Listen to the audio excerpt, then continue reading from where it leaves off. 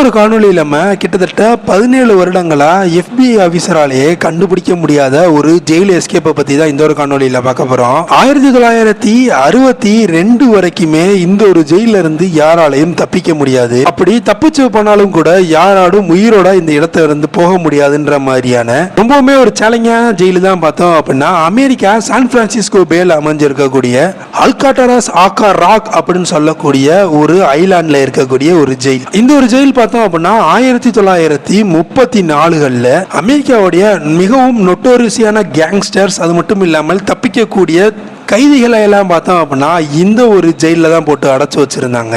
மட்டும் இல்லாம இந்த ஜெயிலை பத்தி சொல்லணும் அப்படின்னா ஹைலி ஃபோர்ட்டிஃபைடு ஜெயில்னு சொல்லப்படுது. இங்க இருந்து தப்பிச்சு போறது அவ்வளவு தூரம் சாத்தியம் இல்லைன்னு சொல்லப்படுது. எதனால அப்படின்னா இந்த ஜெயில் அமைஞ்சிருக்கக்கூடிய இந்த ஒரு தீவு சான் பிரான்சிஸ்கோட விரிகுடா கடல்ல அமைஞ்சிருக்கு. இந்த கடல்ல இருந்து சான் பிரான்சிஸ்கோ பார்த்தோம் அப்படின்னா கிட்டத்தட்ட 2 கிலோமீட்டர் தூரம் தான். அது மட்டும் இல்லாமல் இந்த கடல் நீர் பார்த்தோம் அப்படின்னா ரொம்பவுமே குளுமையா இருக்குன்னு சொல்லப்படுது. அது மட்டும் இல்லாம இதோட நீரோட்டம் ரொம்பவுமே ஹெவியா இருக்கும். இங்க வாழக்கூடிய சுறாக்களும் பார்த்தோம் அப்படின்னா இங்க இருந்து தப்பிக்கக்கூடியவங்க எல்லாமே ஒண்ணு இந்த கடல்ல முங்கி இறந்து போயிருவாங்க இதோட வேகத்துக்கு. அப்படி இல்ல அப்படின்னா சுறாக்களுக்கு இரையாயிருவாங்க. யாராலுமே இந்த ஜெயில இருந்து தப்பிச்சோம் அப்படின்னா உயிரோட ஊர் திரும்ப முடியாது அப்படின்ற மாதிரி பெயர் பெற்றிருந்தது தான் இந்த ஒரு செல்லு. பட் அந்த ஒரு சேலஞ்சை பார்த்தோம் அப்படின்னா முறியடிக்கிறதுக்கு ஒரு 4 பேர் சேர்ந்த குழு வேலை பார்த்திருக்குன்னு சொன்னா உங்களால நம்ப முடியுதா? அதுல 3 பேர் பார்த்தோம் அப்படின்னா சக்சஸ்ஃபுல்லா இந்த ஜெயில இருந்து தப்பிக்கவும் பார்த்திருக்காங்க. பட் அவங்க போய் கரைக்கு போய் சேர்ந்தாங்களா? அதுதான் 17 வருடங்களா FBI கண்டுபிடிக்க முடியாத ஒரு சீக்ரெட்டா இருக்கு. இதை பத்தி தெரிஞ்சுக்கணும் அப்படின்னா நம்ம போகக்கூடிய வருஷம் என்ன அப்படின்னு பார்த்தோம்னா 1960. 1960களில் தான் பார்த்தோம் அப்படின்னா இந்த ஒரு அல்காட்ரா செல்லுக்கு ஒரு 4 கைதிகள் பார்த்தோம் அப்படின்னா 1 by 1 வந்து இங்க அடைக்கப்படுறாங்க.